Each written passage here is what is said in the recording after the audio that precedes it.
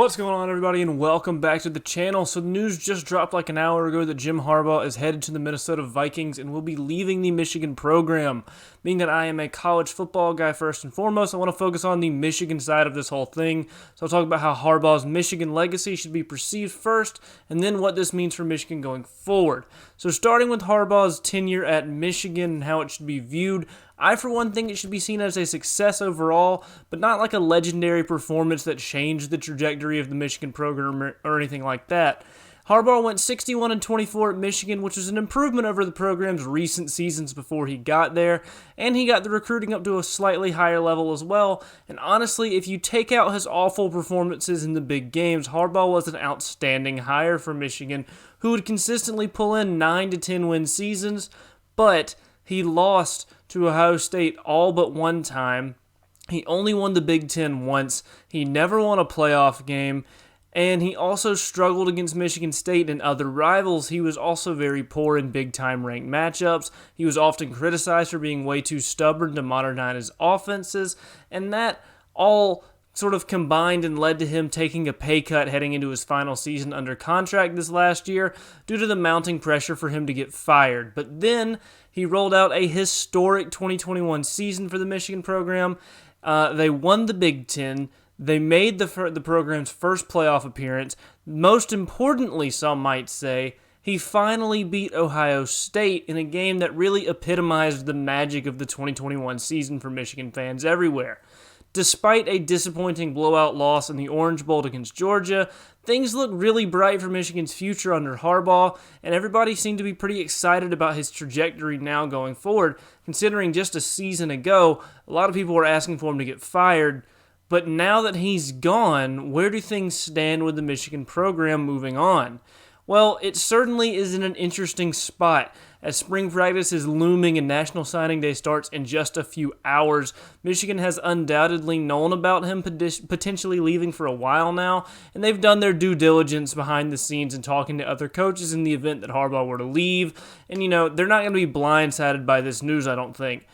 Who they hire here is going to be critically important, as that will determine the shape of the entire program going forward, and there are a lot of names being thrown around right now.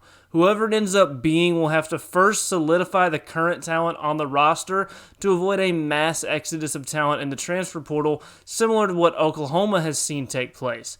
Then they will need to shore up this year's recruiting class to make sure they keep all of those pledges and signees from either going somewhere else tomorrow on signing day or transferring if they have already signed and enrolled.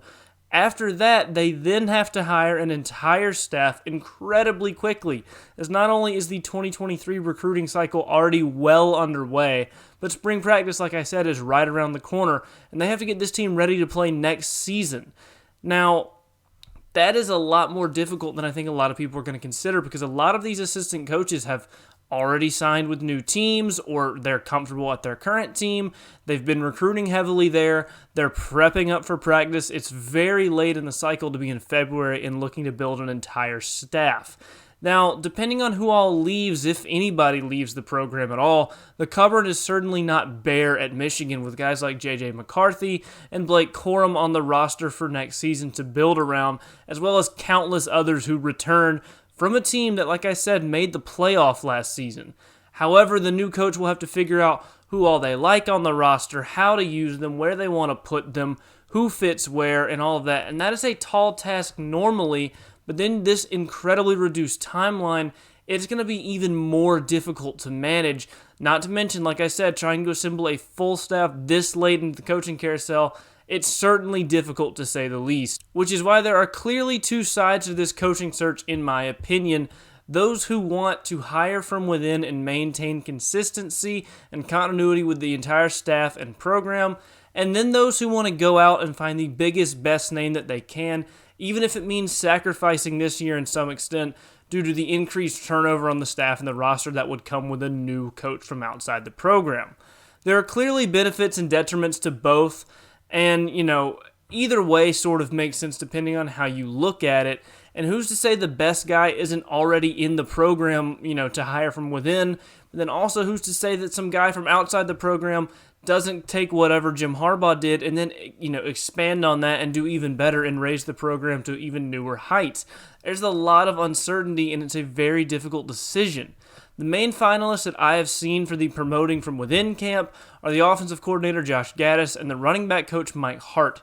Gattis seems like the much more realistic option here, as Hart has only ever been a running back coach at the highest level. He's incredibly young at just 35, and he's very, very inexperienced, whereas Gattis has a very good track record. He markedly improved the offense this season. The players and the fans all love him, and he brings with him all of the benefits that come with that extra continuity of hiring from within.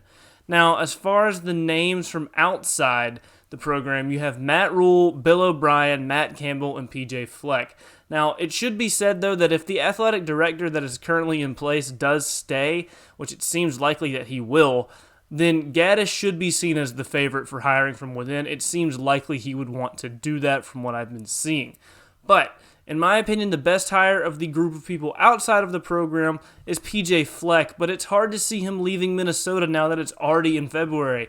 Michigan is a much better job than Minnesota, but he loves it there in Minnesota, and I don't know if he'd be willing to leave this late into the cycle. The same thing can be said of Matt Campbell, and I think he would also be a great hire as he brings both youth and proven experience, just like PJ Fleck does, and seeing him leave seems slightly more likely than seeing Fleck leave, but it's still not a guarantee even for a better job like Michigan would be, and I think both of those guys would be outstanding hires if you could get them there. It's just hard to get them there, and then if you do get them there, it's very late in the cycle. I don't know. I think those two should be your top two candidates for outside of the program, though.